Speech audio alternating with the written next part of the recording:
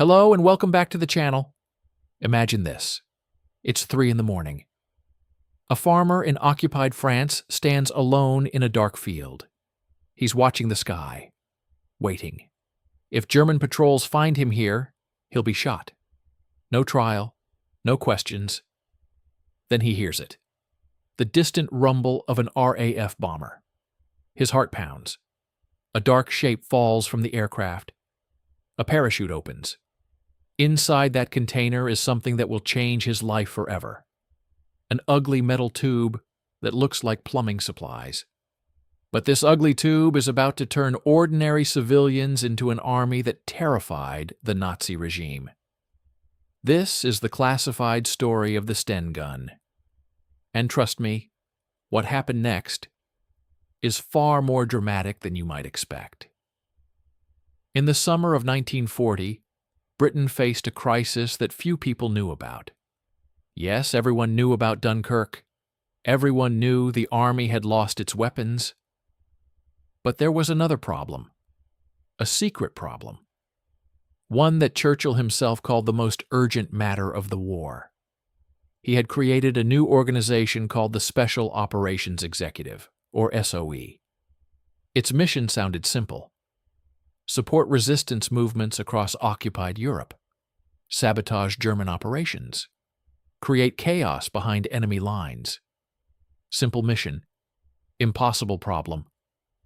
Across France, Norway, Denmark, Holland, Belgium, Poland, and a dozen other countries, thousands of brave people wanted to fight back. They were organized. They were motivated. They were ready to die for freedom. But they had nothing to fight with. Absolutely nothing. The Germans had confiscated all civilian weapons. Anyone caught with a gun faced execution, not prison, execution. SOE needed to arm these secret armies. Hundreds of thousands of weapons. Weapons simple enough for a school teacher or a baker to use. Here's the problem. Nobody talks about. Britain barely had enough weapons for its own soldiers. After Dunkirk, there was nothing to spare. Literally nothing. Churchill demanded a solution anyway. He famously said he wanted Europe set ablaze, but you cannot start a fire without matches. And Britain had no matches to give. Until 2 engineers came up with an idea so crazy, their own commanders called it an embarrassment. The War Office issued a classified brief to the Royal Small Arms Factory at Enfield. The requirements sounded impossible. Actually, they sounded insane. The weapon must be cheap enough to produce in vast quantities. It must be simple enough for untrained civilians to operate. It must be easy to conceal. It must be repairable with basic tools from any village workshop. And it must use ammunition that could be stolen from German soldiers. 2 engineers received this secret brief. Major Reginald Shepard and Harold Turpin. Most engineers would have laughed and asked for realistic requirements. These 2 said they'd have a working prototype in weeks, not months. Weeks. They worked in secret. They stripped away everything unnecessary. No wooden stock, no polished finish, no precision parts, just a metal tube, a simple mechanism, and a folding stock made from steel rod. When military officers first saw it, one reportedly said, and I quote, "This is an insult to British engineering." He wasn't wrong. It looked like a plumber had a nervous breakdown. But then they heard the price. £2 each, less than a restaurant meal in London. Let me put that in perspective. One American Thompson submachine gun cost £200. For that same money, Britain could make 100 Stens, 100 weapons instead of 1. The mathematics of the secret war had just changed completely, and the Germans had no idea what was coming. But here's what the history books don't tell you. The production method was even more revolutionary than the weapon itself. This chapter might be the most important. Pay attention, because this is where Britain did something genuinely brilliant. The Sten didn't require a specialized weapons factory. The parts could be manufactured almost anywhere. The main body was a simple steel tube. Any factory making pipes or bicycle frames could produce them. Other components were stamped from sheet metal using basic machinery. Here's the genius part. The government spread production across hundreds of small workshops. No single location held the complete manufacturing process. A workshop in Birmingham made tubes. A factory in Manchester stamped trigger guards. A garage in Leeds bent the stocks. Only the final assembly teams knew what they were actually building. If German spies discovered one workshop, they'd find nothing useful. Just plumbing supplies. Workers were told they were making parts for agricultural equipment. Don't ask questions. Just make the parts. At peak production, British factories produced 20,000 Stens every week. 20,000 every single week. But the official numbers were kept classified. The Germans were never to know. Now here's where it gets really clever. And honestly, this is the part that most documentaries completely ignore. SOE agents carried detailed blueprints into occupied Europe. They didn't just drop weapons. They taught local craftsmen how to build Stens. A blacksmith's forge could produce the metal parts. A carpenter's workshop could make the wooden grips. Any mechanic could assemble them. Secret Sten factories appeared everywhere, in cellars beneath ordinary houses, in back rooms of bakeries, in forest camps hidden from German patrols. The Nazis controlled the official economy. They controlled the factories. They controlled the supply chains. But they couldn't control every shed, every cellar, every garage in Europe. And that was their fatal mistake. The weapons kept multiplying. Like a virus, the Germans couldn't stop. But producing weapons was only half the battle. Getting them to the resistance was even more dangerous. What happened next cost many brave pilots their lives. This is the most dramatic part of the story. The secret midnight drops that armed an underground army. RAF Special Duty Squadrons flew the most dangerous missions of the war. Not bombing runs, something far more secretive. They flew at night, no lights, low altitude to avoid German radar. One mistake meant death. Their cargo was not bombs. Their cargo was hope. Metal containers packed with Stens, ammunition, explosives, and radio equipment.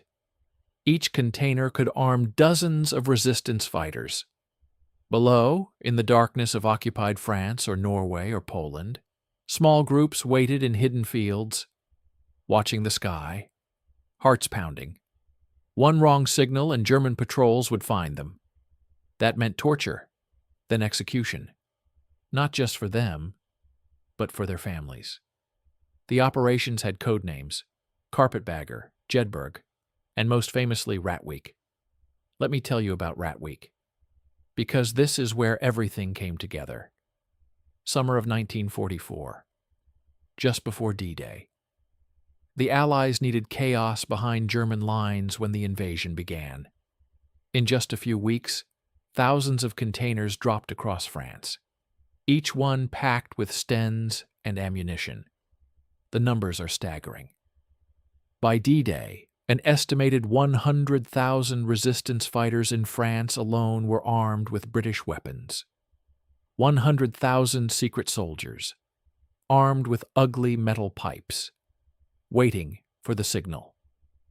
On the night before Normandy, they rose up, telephone lines cut, railway tracks destroyed, German convoys ambushed, officers assassinated in their beds. German commanders panicked.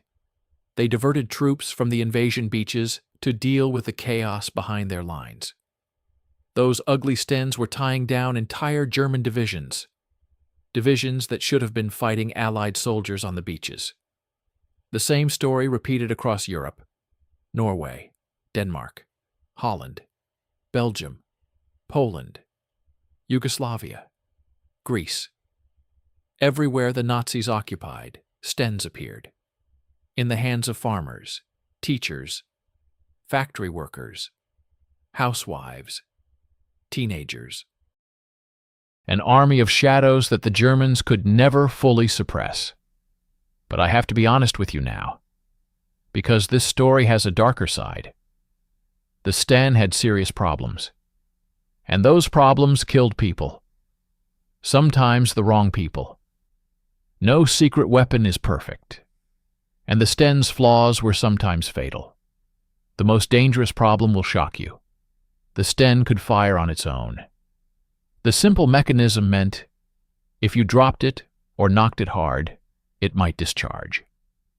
There are documented cases of SOE agents killed by their own weapons during parachute drops. Imagine that. You survive the dangerous flight over occupied territory. You jump into the darkness, and your own gun kills you on landing. SOE developed modified versions with better safety features. But thousands of the original flawed models were already in resistance hands. There was no way to recall them. The second problem was jamming. The magazine design was flawed.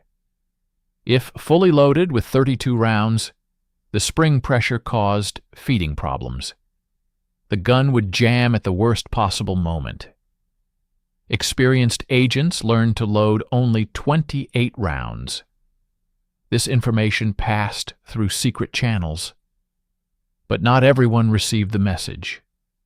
Some resistance fighters died because their weapons failed when they needed them most. The third problem might seem minor, but it was deadly.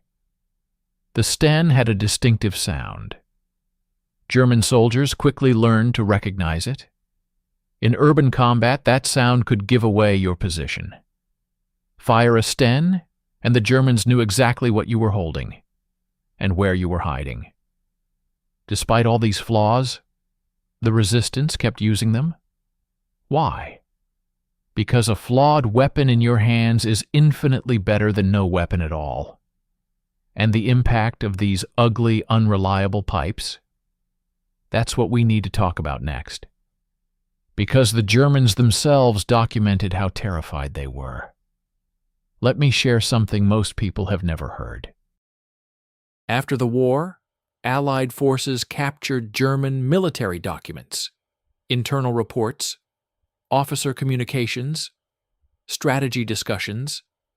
These documents reveal how seriously the Germans feared the Sten. Specific orders were issued warning troops about the weapon. Security protocols were tightened across all occupied territories. Curfews were extended. Random searches increased. One German officer wrote that occupation duty had become impossible. Any civilian might be armed. Any building might hide a weapons cache. His men were exhausted and terrified. The numbers tell the story. Britain produced nearly 4 million Stens. 4 million. Tens of thousands dropped behind enemy lines. Thousands more built in secret workshops across Europe. The exact figures remain unclear even today. Many records were deliberately destroyed for security. Many secret factories were never officially documented. What we know for certain is this. The Sten changed the nature of occupied Europe. It gave resistance movements real firepower, not just pistols and hunting rifles. Actual military capability. And here's something remarkable. After the war, many Stens were hidden rather than surrendered. Resistance fighters buried them in forests, concealed them in walls, hid them in attics. Why? Because they remembered occupation. They wanted to be prepared if it ever happened again. To this day, Stens are occasionally discovered across Europe. Construction workers find them in demolished buildings. Farmers unearth them in fields. Each discovery is a message from the past, a reminder of ordinary people who risked everything for freedom. The Sten gun was never elegant. It was never reliable. It jammed. It misfired. It sometimes killed the wrong people. But it armed an underground army when nothing else could. Hundreds of thousands of ordinary people became fighters because Britain gave them an ugly metal pipe and said, "Resist." That farmer in the dark field, waiting for the parachute drop, he wasn't just receiving a weapon. He was receiving the power to fight back. That's what the vault holds, not just weapons. Stories of courage, sacrifice, and resistance. Thank you very much for watching. If you found this video interesting, please subscribe. We have many more classified stories waiting to be revealed. Take care, and I'll see you in the next one.